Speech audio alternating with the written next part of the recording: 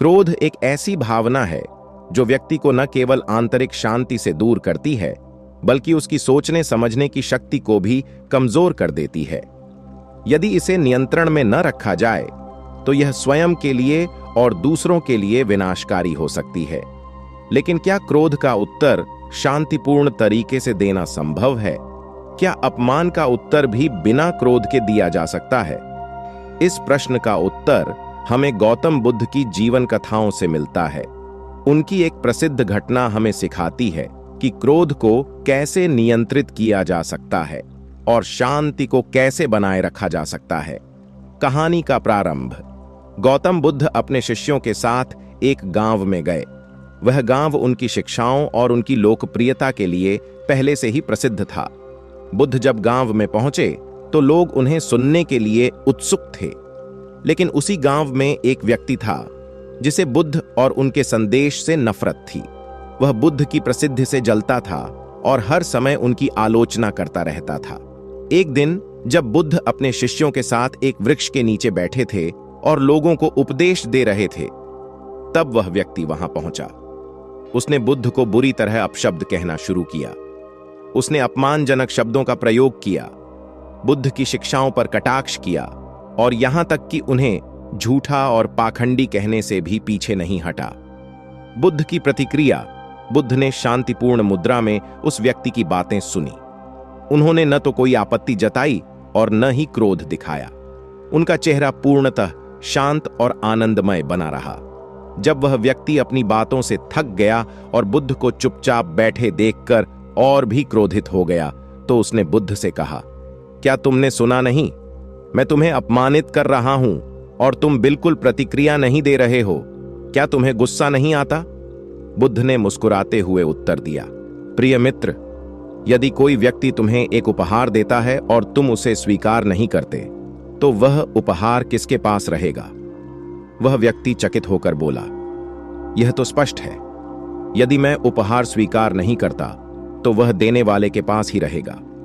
बुद्ध ने पुनः मुस्कुराते हुए कहा, तुमने सही कहा। इसी प्रकार जब तुम मुझे अपमान दे रहे हो और मैं उसे स्वीकार नहीं कर रहा, तो वह तुम्हारे पास ही रहेगा। मेरे लिए न तुम्हारे शब्दों का कोई महत्व है और न ही तुम्हारे क्रोध का।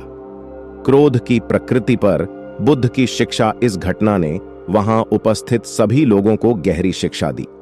बुद्ध ने आगे कहा, क्रोध किसी जलते हुए कोयले के समान है जिसे हम दूसरों पर फेंकना चाहते हैं, लेकिन सबसे पहले यह हमारे ही हाथ को जलाता है। जब तुम क्रोधित होते हो और दूसरों को अपशब्द कहते हो तो सबसे पहले तुम्हारा मन अशांत होता है। यदि तुम क्रोध का उत्तर क्रोध से दोगे तो यह कभी समाप्त नहीं होगा, लेकिन यदि तुम क्रोध को क्षमा, धैर्य और शांति से उत्तर दोगे तो यह स्वतः ही समाप्त हो जाएगा। व्यक्ति का हृदय परिवर्तन। बुद्ध के इन शब्दों ने उस व्यक्ति के हृदय को गहराई से छू लिया। वह व्यक्ति जो अब तक बुद्ध का आलोचक था, उनके चरणों में गिर पड़ा और अपने व्यवहार के लिए क्षमा मांगी। उसने कहा, मुझे माफ कर दीजिए भगवान, मैंने अपने अज्ञान और अहंकार के कारण आपको अपमानित किया। आज आपने मुझे सिखाया कि क्रोध पर काबू कैसे पाया जा सकता है।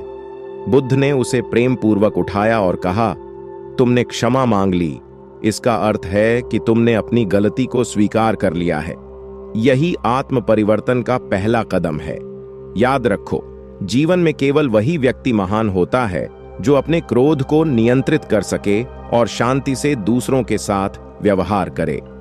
बुद्ध का संदेश। इस घटना के बाद बुद्ध ने अपने शिष्यों और वहां उपस्थित लोगों को कुछ महत्वपूर्ण बातें सिखाईं। क्रोध से बचना। उन्होंने समझाया कि क्रोध से न केवल हमारी मानसिक शांति नष्ट होती है, बल्कि यह हमारे रिश्तों और स्वास्थ्य को भी खराब करता है। क्षमा का महत्व। उन्होंने कहा कि क्षमा एक ऐसी शक्ति है जो किसी भी घाव को भर सकती है। जब हम दूसरों को क्षमा करते हैं तो हम अपने भीतर के क्रोध को समाप्त करते हैं। धैर्य का अभ्यास।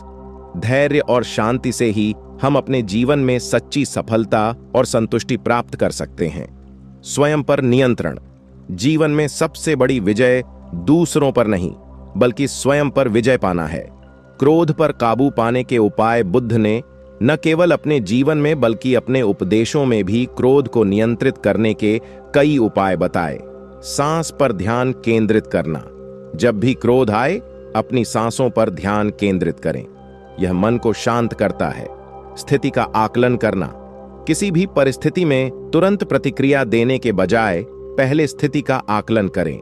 सकारात्मक सोच अपनाना। नकारात्मक विचारों को सकारात्मक सोच में बदलने की कोशिश करें।